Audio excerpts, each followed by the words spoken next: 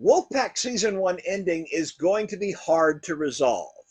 It's almost like Jeff Davis wanted to write himself into a challenge because he trapped most of the characters in the most horrible nightmare scenarios ever conceived.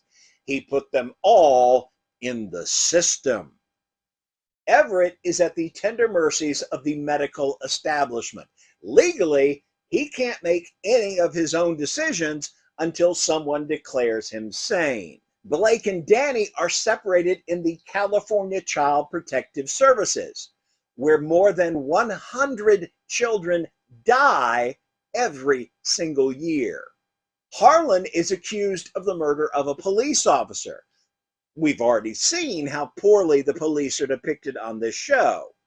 Now imagine what one of these characters might do now that he's in custody with no parent around to protect him. Now, I'm not suggesting these moves don't make sense within the context of the story. Blake?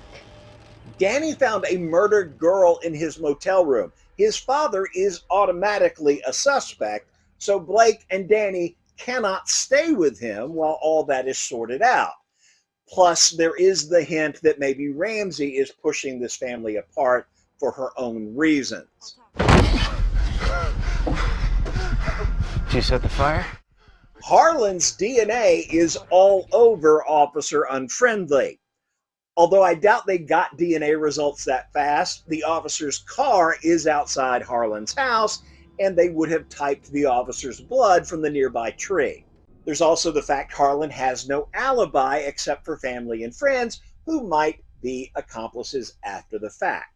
So there is more than enough to legitimately suspect and hold him as a person of interest. You know what this one's for. I keep taking it. Everything's fine. Go a week without it. Probably still fine. Eventually, you'll remember what happens. Yeah. I remember. What we gleaned from Everett's father hints that there were some pretty serious issues with him earlier in his life that we did not witness. But just seeing his behavior changes in the brief time that we've known him, I'm not surprised his dad freaked out. You came threateningly close to your mother. She swore that you were going to become physically violent with her. So yeah, all the things make sense when you step outside the fact that we love these characters. But this is like a real-life Saw movie. Harlan, Blake, and Everett are thrust into different levels of a complex game with labyrinthine and ever-changing rules. They're now subject to the whims of invisible and cruel bureaucracies, and I honestly don't know how they're going to resolve this for season 2. We know Mother's story and what happened to Baron, but could Father still be alive on Wolfpack? Lots of people, including me, like to think there might be a second monster lurking in the hills of Los Angeles now that Baron is himself again.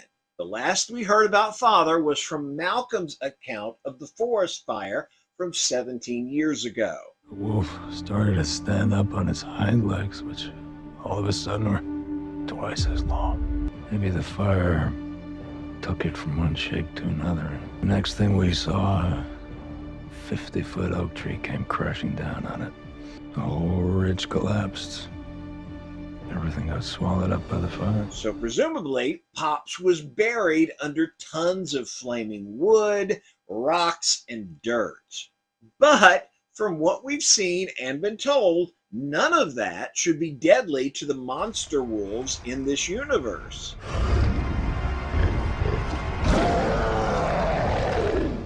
So while Father would definitely be trapped, perhaps even unable to move, he should still be alive regardless of how much crushing weight was applied. That means, little by little, he could probably wiggle his way out of this. Who am I kidding? When these things get mad, they tear through stuff.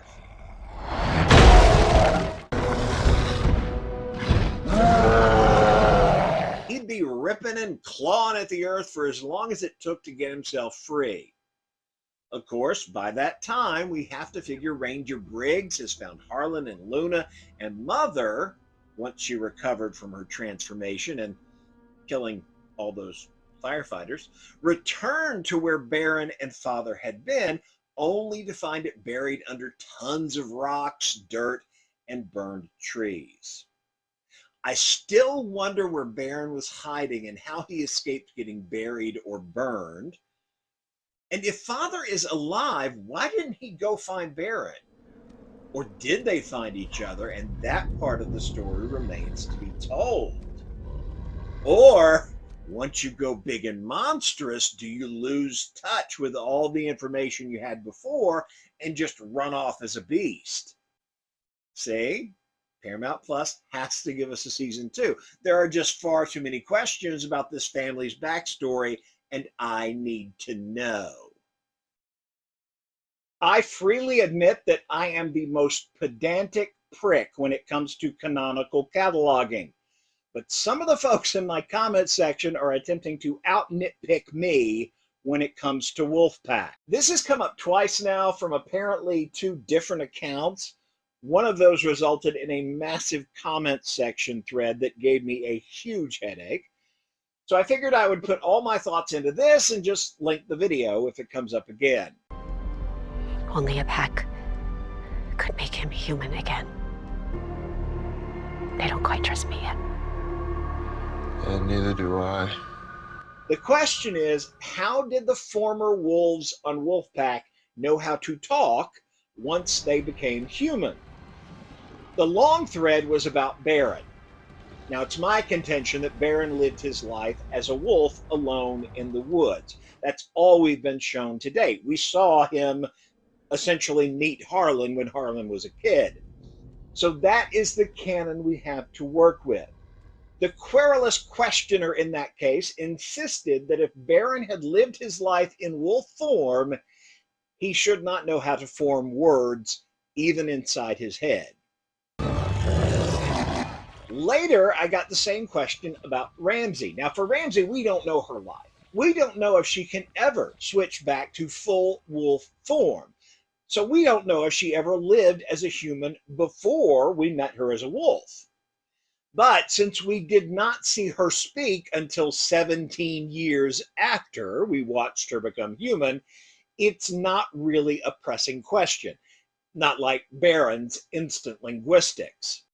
To that point, one thing we know about him is that he and his apparent siblings, and those he bit, are all connected by a very strong mental link. Fear, panic, lust. It all flows through this link at different times. I can't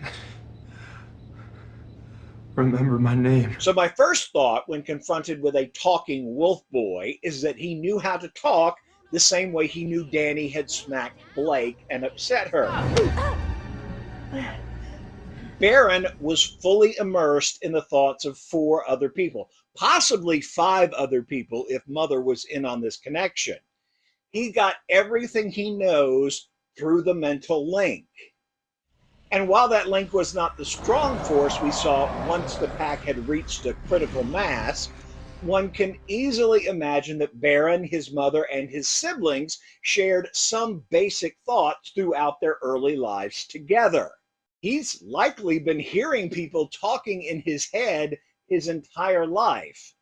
Once his body rearranged itself in a way that could form those sounds, he already had the knowledge necessary to do it.